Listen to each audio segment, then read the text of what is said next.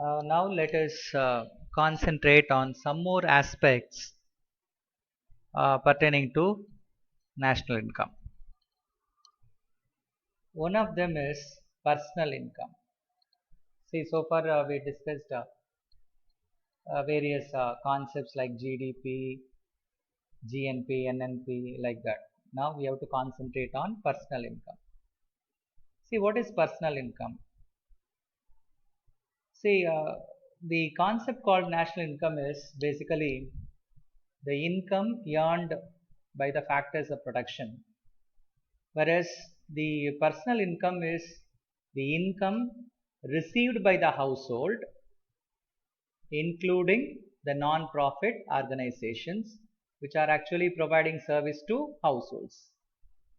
So whenever some income is received by households along with the non-profit organizations serving those households, such an income can be termed as personal income. Actually, this personal income is said to be the basis for consumption expenditure, and it is actually derived from national income by following a method. How we can derive personal income on the basis of national income? See, to compute personal income, we must add income received but not earned with national income, and the income which are earned but not received. That is, simply we can say,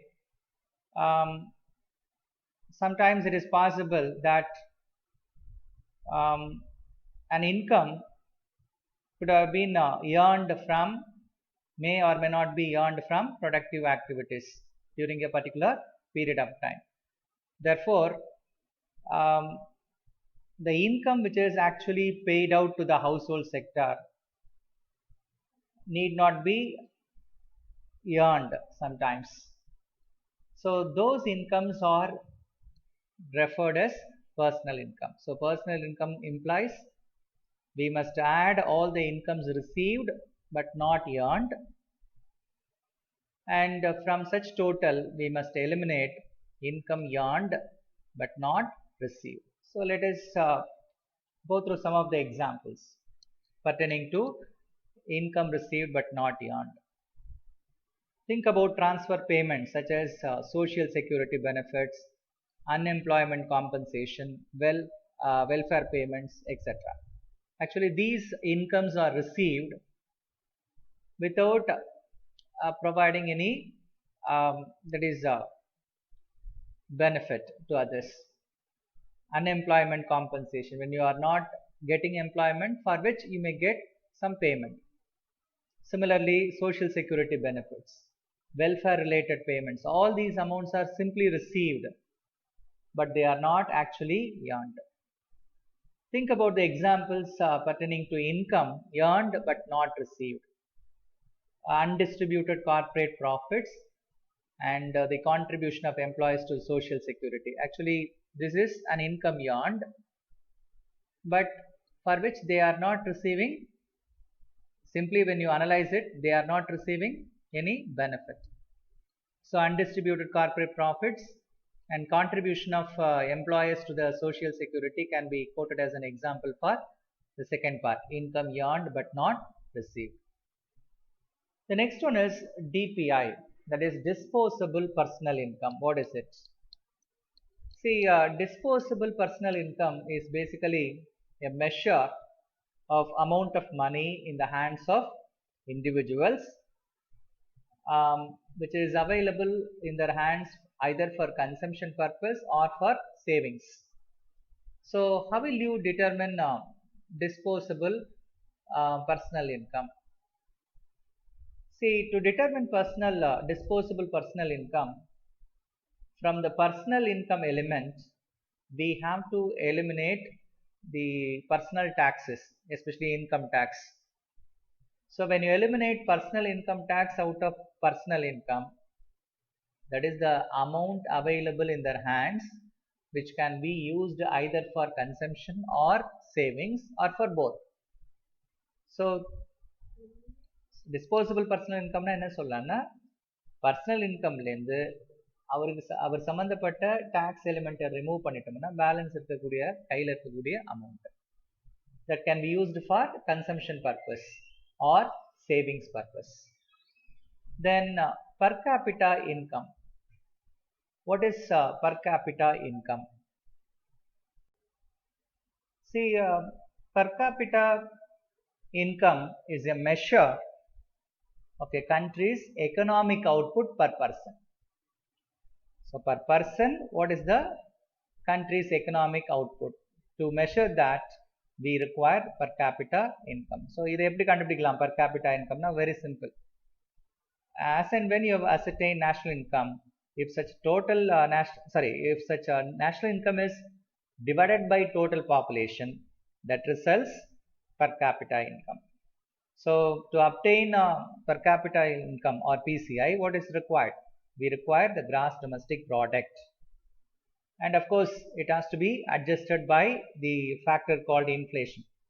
So after adjusting the GDP based on inflation, then we have to divide such GDP adjusted by inflation by total population. So when you do that, we can easily ascertain per capita income. Per capita income is actually said to be the basis for determining standard of living of a country. ஒரு கண்ட்ரியில் standard of living வந்து ஒருத்தர் நல்ல வளமாக இருக்காங்களா இல்லையாங்கிறது கண்டுபிடிக்கிறது வந்து எதுன்னா இந்த per capita income. That is actually considered to be the indicator to determine the standard of living of a particular nation. Now let us try to understand the circular flow of income. Actually, production and sale of goods as well as services and the generation of income which accompanies these activities are processes that go on continuously. Production gives rise to income. Income actually gives rise to demand for goods and services, and demand in turn gives rise to expenditure. Again, expenditure leads to further production. See, the circular flow of production, income and expenditure represents three related phases, namely production, distribution and disposition. So in the circular flow of income னு பார்த்தீங்கன்னா இந்த income எப்படி திரும்ப திரும்ப வர்றதுக்கான வாய்ப்பு இருக்குது. முதல்ல ஸ்டார்டிங் பாயிண்ட் பார்த்தீங்கன்னா ப்ரொடக்ஷன் லீட்ஸ் டு டிஸ்ட்ரிபியூஷன். எப்படி ஒரு கூட்ஸ் அண்ட் சர்வீசஸ் ப்ரொடியூஸ் ஆகும்போது அந்த ப்ரொடக்ஷன் ஆக்டிவிட்டி வழியாக என்னென்ன ஃபேக்டரி இன்கம்ஸ் வருது? Rent, wages, interest and profit. So whenever these incomes are received by individuals, what they will do in return, they create demand. In turn, they create demand, and such demand in turn gives rise to expenditure, that is consumption or investment or disposition. So based on the circular flow, there are three different phases. First phase is production, then second phase is distribution, third phase disposition. So these three phases actually enable us to look at the concept called national income in three different ways: as a flow of goods and services, as a flow of income, or as a flow of expenditure. So from the viewpoint of goods and services, from the viewpoint of income, and from the viewpoint of expenditure in relation to goods and services, we have to view the concept called national income. And corresponding to the three phases, we have to ascertain one thing, that is, what is the data required, the data requirements and outcomes of the different methods. Actually, three different methods are there. One is production method, then income method and expenditure method. These three methods are used for measuring national income.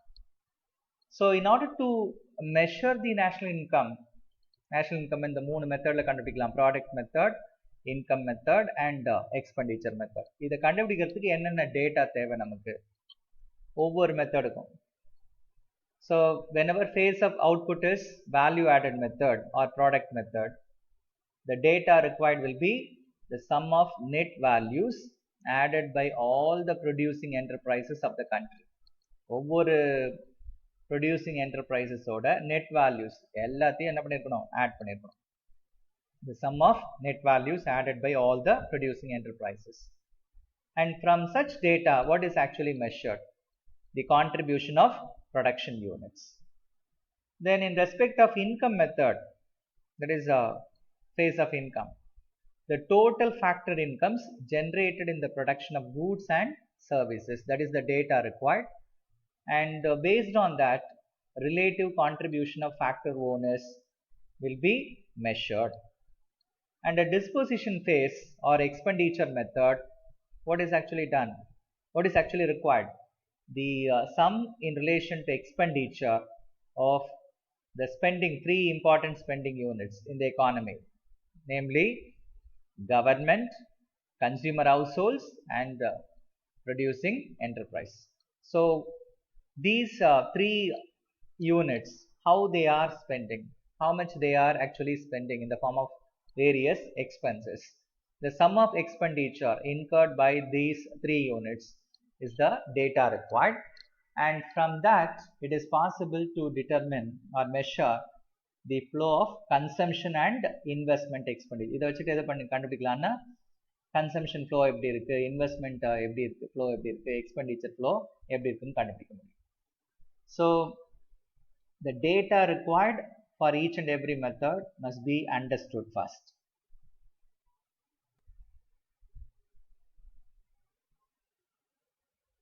Now let us concentrate on the various methods of measuring national income. The first one is product method.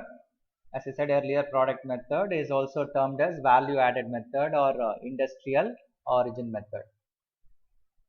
Second one is income method, and of course the third one is expenditure method. So let us try to understand the first one, product method. See, the product method actually gives net national product on the basis of the industrial origin of the value added, and all the producing units are actually classified into various subsectors. Producing units have to be classified. So what are the sectors? Think about the three important sectors. Primary sector can be subdivided into subsectors like agriculture, fisheries, animal husbandry, etc. Similarly, the second sector, main sector called secondary sector, may be subdivided into trade, transport, communication, banking and insurance, etc. And in order to calculate the value added by each unit of subsector, the value of the raw materials, intermediate goods and services used and depreciation are subtracted from the value of gross output. So in order to calculate value added, what we have to do of each and every subsector, we must consider the value of raw materials, intermediate goods and services used, and depreciation has to be subtracted from the total or from the value of gross output.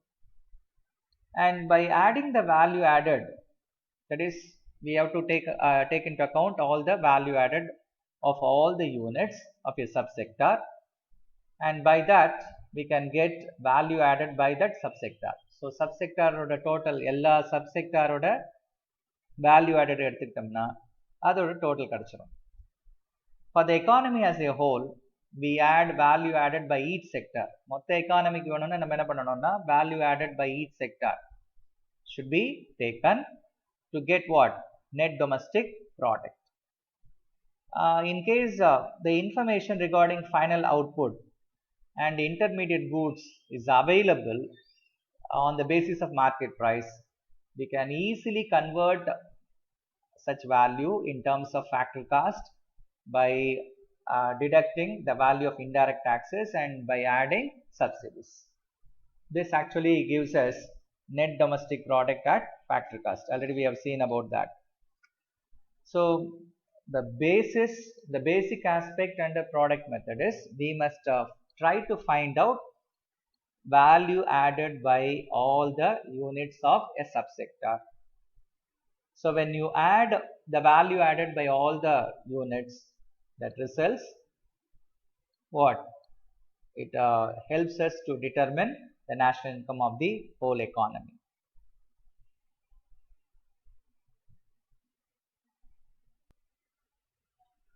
So in this value added method or product method, we have to follow certain steps. என்னென்ன steps follow பண்ணலாம்? நான் சொன்ன மாதிரி ஏற்கனவே சொன்ன மாதிரி என்ன பண்ணணும்? First we have to identify the producing enterprises and we have to classify them into different sectors according to the nature of their activities. அதோட நேச்சருக்கு ஏற்ற மாதிரி பிரிச்சுக்கணும். ஏற்கனவே சொன்ன மாதிரி broad classification போகலாம். Primary, secondary and tertiary or service sector. And these main sectors have to be subdivided. That is the next thing to be done. And that is the first step. Second step is we have to estimate the gross value added. So GVA, gross value added on the basis of market price. So how will you determine that? இதை எப்படி கண்டுபிடிக்கலாம்? Value of output minus intermediate consumption, that is nothing but sales plus changes in stock minus intermediate consumption, or simply we can say sigma GVAMP, that is GVA, gross value added on the basis of market price. So first step வந்து என்ன பண்ணணும்னா sector, main sector identify பண்ணிக்கணும், main sector subsectors divide பண்ணிக்கணும். Second step GVA, ascertainment of GVA, that is estimation of GVA. Third step is we have to estimate national income. So for that, for each and every unit, we have to determine NVA on the basis of market price. NVA is nothing but GVA on the basis of market price, sigma GVA on the basis of market price minus depreciation. See, when you add the net value added of all the different units of subsector, we get the net value added. That's why I said earlier, நீங்க எல்லா subsector ஓட net value added add பண்ணிக்கிட்டீங்கன்னா அதுக்கப்புறமா அதுல இருந்து என்ன பண்ணணும்? We have to remove the depreciation element. When you do that, that results national income according to product method.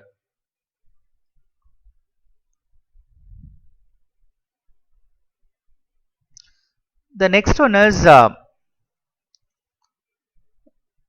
what are the value of how will you determine net domestic product? See, net value added on the basis of market price minus net indirect taxes will result net domestic product. Similarly, national income can be the sum of these two items, net value added on the basis of factory cost plus net factory income from abroad. So these are the two possibilities that can be used for product method to determine national income.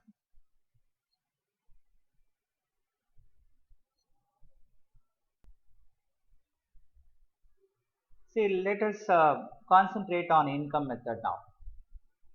Different factors of production are actually paid for their services, and therefore the labor gets wages, land gets rent, capital gets interest, and the entrepreneur gets profits. In other words, we can say whatever is produced is actually distributed among the factors of production for the services, and aggregate of factor incomes of all the factors of production of all the producing units form the subject matter of calculation of national income by income method. So inga income method la enna pandromna, whatever is produced is distributed among the factors of production. Produce பண்ணதை நம்ம என்ன பண்றோம், factors of production கொஞ்சம் distribute பண்றோம். So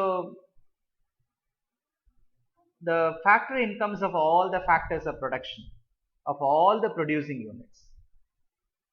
The factors of production ஓட எல்லா factory incomeம் எல்லா producing unitலயும் எவ்வளவு spend பண்ணாங்கங்கறத just add பண்ணோம்னா, அந்த incomes மட்டும் consider பண்ணோம்னா நம்ம என்ன பண்ண முடியும்னா we can calculate national income.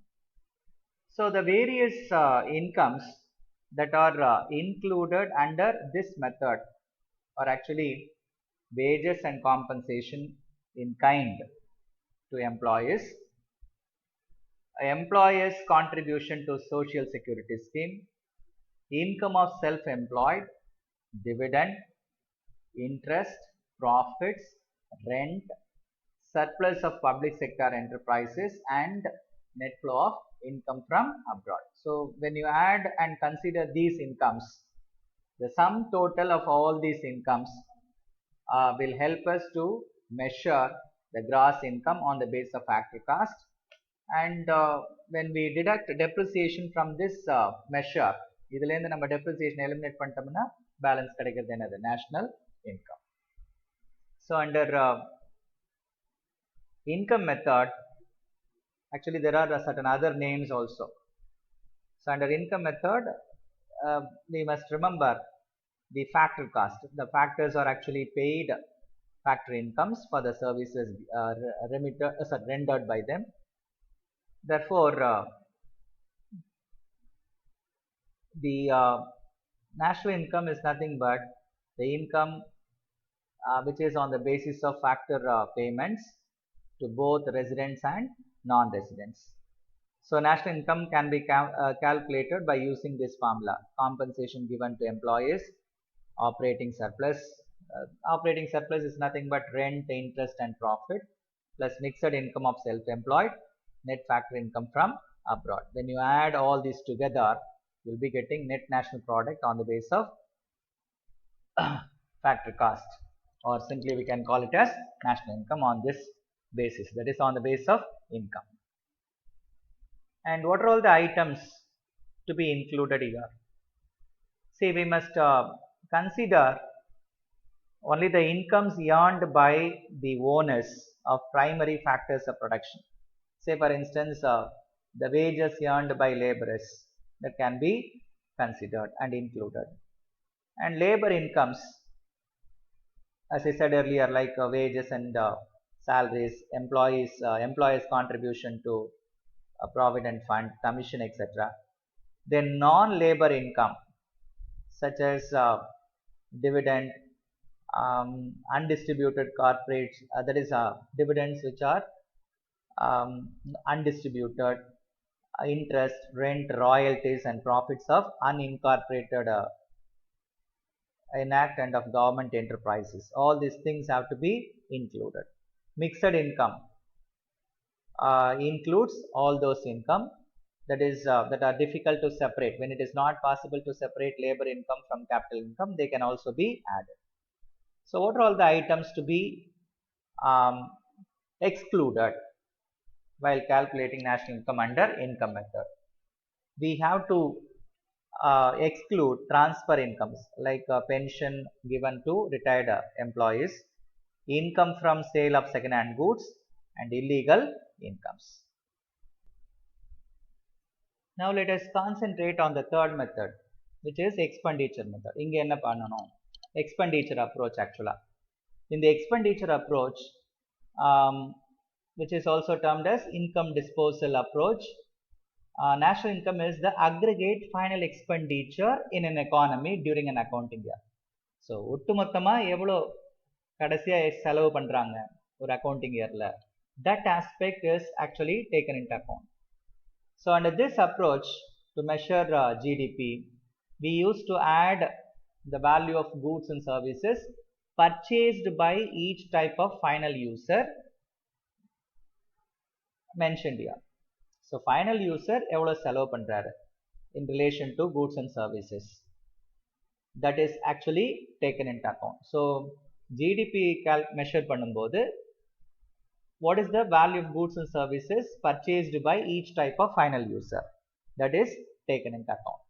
So final consumption expenditure plus gross domestic capital formation plus net exports, all these together results GDP on the base of market price.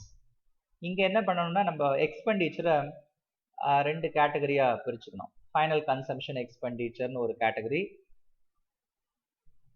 then we have to go for the next type of item called gross domestic capital formation and net exports. So think when you concentrate on final consumption expenditure, அதில் ரெண்டு variety இருக்கு. ஒன்று வந்து private final consumption expenditure, the other one is government final consumption expenditure. See, what is private final consumption expenditure? So ஒரு consumer வந்து ஃபைனலாக எவ்வளோ செலவு பண்ணுறாரு, that talks about consumer point of view.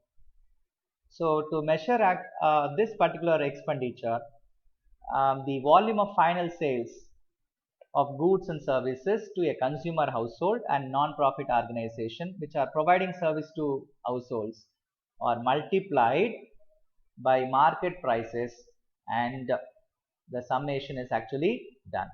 So இதை கண்டுபிடிக்கணும்னு நம்ம என்ன பண்ணோம்னா கன்சியூமர் ஹவுஸ்ஹோல்ட்ஸுக்கு சப்ளை பண்ணக்கூடிய final sales of goods and services எடுத்துக்கணும். அதே மாதிரி நான் ப்ராஃபிட் ஆர்கனைசேஷன் ஹவுஸ் ஹோல்டுக்கு சர்வீஸ் பண்ணக்கூடிய நான் ப்ராஃபிட் ஆர்கனைசேஷனுக்கு சேல் பண்ணக்கூடிய கூட்ஸ் அண்ட் சர்வீசஸும் எடுத்துக்கலாம். இதை மார்க்கெட் ப்ரைஸால் மல்டிப்ளை பண்ணி அதோட டோட்டல் சம்மேஷனை எடுத்துக்கணும். ஸோ எதெல்லாம் இன்க்ளூட் ஆகும் இந்த private final consumption expenditure? What are all the items included? See, the expenditure on final goods and services produced in the accounting period, அந்த accounting periodல produce ஆன final goods and services மட்டும் தான் எடுத்துக்கணும். The value of primary products ஓட value எடுத்துக்கலாம், that is meant for own consumption of the households. Payments for domestic service which one household renders to another, ஒரு household அடுத்த householdக்கு செய்யக்கூடிய domestic services related ஆன payments-ஐயும் include பண்ணிக்கலாம். Net expenditure on foreign financial asset or net foreign investment. So net expenditure pertaining to foreign financial asset or net foreign investment can also be included. Then which items should be excluded? Land and residential buildings purchased or constructed by household. இது சம்பந்தமா the land and residential building purchase பண்ணும்போது இல்ல construction பண்ணும்போது ஆகக்கூடிய செலவு இருக்கு இல்லையா, that should not be considered, that should be excluded. நான் சொன்ன மாதிரி செகண்ட் ஐட்டம் இருக்கு இல்லையா, கவர்மெண்ட் ஃபைனல் கன்சம்ஷன் எக்ஸ்பெண்டிச்சர் அப்படின்னா என்ன? See, the services, collective services, whenever they are provided by the governments, that is in relation to defense, education, healthcare, are actually valued in terms of money. This total expenditure நம்மளே பார்த்துருப்போம், பட்ஜெட்டில் ஒவ்வொன்றுத்துக்கும் இவ்வளோ செலவு பண்ணியிருக்கோம்னு government சொல்லுவாங்க, டிஃபென்ஸ்க்கு இவ்வளோ, எஜுகேஷனுக்கு எவ்வளோ, ஹெல்த் கேருக்கு இவ்வளோன்னு. This total expenditure is actually treated as consumption expenditure of the government. இது வந்து யாரோட எக்ஸ்பெண்டிச்சர்னா consumption expenditure of the household கிடையாது, கவர்மெண்டோட consumption expenditure. Government expenditure on pensions, scholarship, unemployment allowance should not be considered because they are in the nature of transfer payments. அதனால இதெல்லாம் எடுத்துக்கூடாது. பென்ஷனோ இல்லை ஸ்காலர்ஷிப்போ அன்எம்ப்ளாய்மெண்ட் அலவன்ஸ்லாம் இருந்ததுன்னா they should not be included in the government final consumption expenditure. Now let us concentrate on the second aspect called gross domestic capital formation. See, gross domestic capital formation கண்டுபிடிக்கிறதுக்கு சிலதெல்லாம் include பண்ணணும். One is final expenditure on machinery and equipment, own account production of machinery equipment, expenditure on construction, that is the land or residential buildings which are actually constructed by the households, அது சம்பந்தப்பட்ட செலவு. Expenditure on changes in investment, then expenditure on the acquisition of valuables like jewelry, artwork, etc. So these items have to be included. Similarly, in respect of net exports na onnu illa, it is the difference between exports and imports of a particular country in a particular period, that is accounting year. So it is possible that we can get both positive as well as negative in respect of net exports. So on the basis of expenditure method, national income or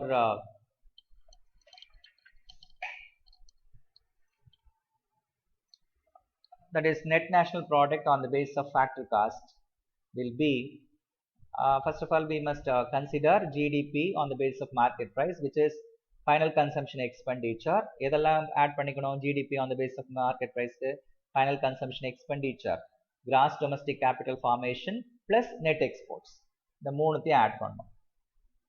அதே மாதிரி GNP on the basis, gross national product on the basis of market price will be GDP on the basis of market price plus net foreign income from abroad. GNP on the basis of factor cost will be GNP on the basis of market price minus net indirect tax. National income or net national product on the basis of factor cost will be GNP on the basis of, that is gross national product on the basis of factor cost minus depreciation. Now let us try to understand the usefulness and significance of national income estimates. எதனால national income estimates வந்து important, அதோட uses என்ன, எதுக்கெல்லாம் use ஆகும்? National income actually calculation is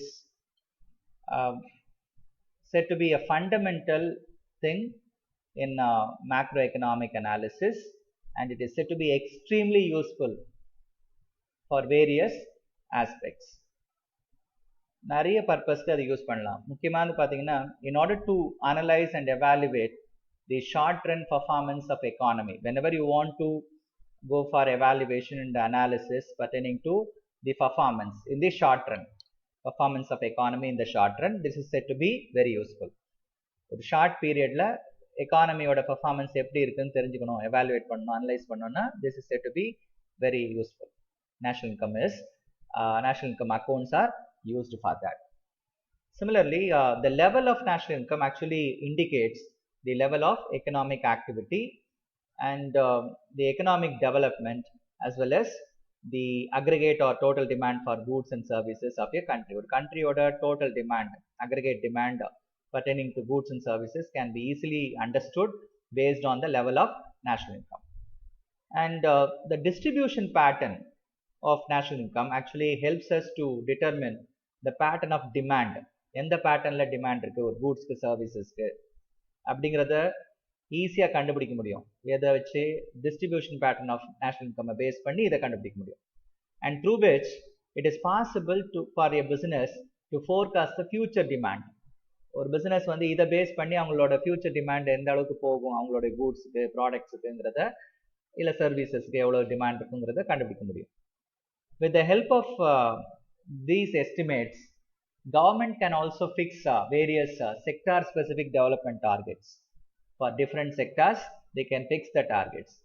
எந்தெந்த செக்டாருக்கு importance கொடுக்கணும், what are the plans to be given, suitable plans can be developed, policies can be developed in order to increase the growth. So government can also take a valid decision with the support of these estimates. Actually, the statistics which are given by national income data is actually influence popular and judgments, that is influence the popular judgments about the relative success of economic programs. So when you provide some statistics based on the national income, that will motivate many people and that will lead to the relative success of various economic programs. And the data provided by national income along with financial and monetary data will also act as a guide to create suitable policies regarding growth and inflation. So inflation சம்பந்தப்பட்ட growth related policies-க்கு ஒரு கைடாவும் NI data will be used. And NI estimates are considered in economic forecasting to make projection about the future development trends of the economy. எப்பெல்லாம் வந்து ஒரு economy வந்து ஃபியூச்சரில் என்ன மாதிரி ட்ரெண்டில் போகும், என்ன மாதிரி இருக்கும் அப்படிங்கிற ப்ரொஜெக்ஷன் பண்ணுறதுக்கும் these estimates can be used. And the magnitude and distribution of national income size of per capita income and the growth of these over time, over time decides economic welfare. So எந்த மாதிரி எந்த அளவு magnitude distribution எந்த அடிப்படையில் distribute ஆயிருக்கு national இன்கம்ங்கிறத வச்சு, அதே மாதிரி size of per capita income, இது எல்லாத்தையும் வச்சு growth டிசைட் பண்ணுறது, எக்கனாமிக் வெல்ஃபேரை டிசைட் பண்ணுறது ரொம்ப easy. Actually, it throws light on income distribution and all the possible inequality in the distribution among the different earners. Income earners குள்ள இருக்கக்கூடிய வேறுபாடு என்னென்ன, what are the possible inequalities in the distribution among the different categories of people earning income. That can also be estimated and it will also provide some idea about these people.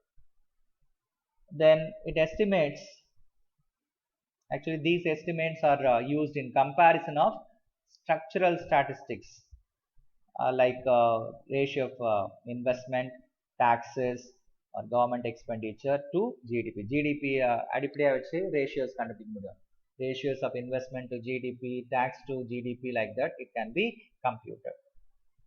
And it is also used for determining the share of nations contribution to various international bodies. ஒரு international bodies சம்பந்தப்பட்ட contribution ஒரு country எவ்வளோ பண்ணிருக்குன்னு கண்டுபிடிக்கிறதுக்கும் national income calculation, national income data can be used.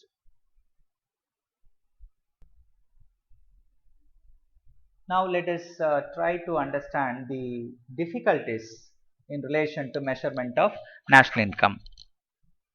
See, there are many conceptual difficulties in relation to measurement of national income. என்ன மாதிரிலாம் இருக்குது difficulties, எவ்வளோ என்னென்ன கஷ்டங்கள் இருக்குது அதில் மெஷர் பண்ணுறது. Lack of an agreed definition. So national இன்கம்ங்கிறது எது சரியான டெஃபினிஷன்ங்கிறதுல நிறைய கான்ட்ரவர்சிஸ் இருக்குது. Of course we have studied different concepts, but people used to have different opinion about the calculation of national income. So due to different versions of definitions pertaining to national income, it is very difficult to calculate the national income on the basis of an agreed definition. Accurate distinction between final goods and intermediate goods, இது ஒரு பிரச்சனை. Final கூட்ஸ்க்கும் intermediate கூட்ஸ்க்கும் உள்ள டிஸ்டிங்ஷனால சில நேரத்தில் measurement பண்ணுறது கஷ்டமாகலாம். Issue of transfer payments, இப்போ சொன்னோம் இல்லையா, பென்ஷனுக்கு தரோம், காம்பன்சேஷன் பேமெண்ட்லாம், இந்த மாதிரி ட்ரான்ஸ்ஃபர் பேமெண்ட் தரும்போது these are actually not to be included, they should not be considered அப்படின்னு பார்த்தோம். எக்ஸ்பெண்டிச்சர் மெத்தட்லேயே கூட பார்த்தோம். So the issue burdening to transfer payments is another problem faced while calculating national income. Services of durable goods, difficulty of incorporating distribution of income, valuation of a new good at constant prices. ஒரு புது commodity வந்து constant ப்ரைஸில் கிடைக்குதுன்னா, அதே மாதிரி government services, that is valuation of government services. Sometimes it is not possible to evaluate or fix some value for the services rendered by government. So all these things are said to be the problems pertaining to measurement of national income. And of course there are certain other problems like lack of appropriate and reliable data. Then there is a chance for double counting. Sometimes the same data can be counted again. That is called double counting.